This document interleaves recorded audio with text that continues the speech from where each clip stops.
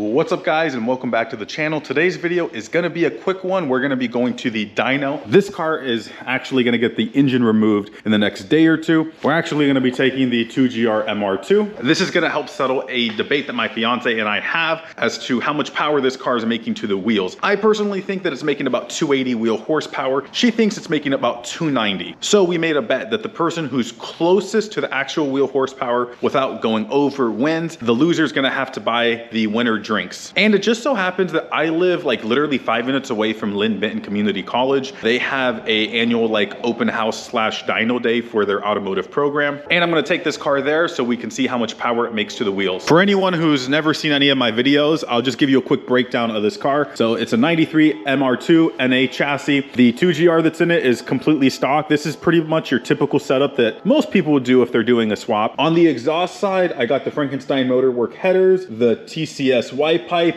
and then I got the Burke muffler. On the intake side, I'm just using Frankenstein Motorworks 3.5-inch math pipe, and then I'm also using the Frankenstein Motorworks flashed ECU. So with that out of the way, we'll head over to LBCC and we'll probably just pick this up right as the car's doing some pulls on the dyno.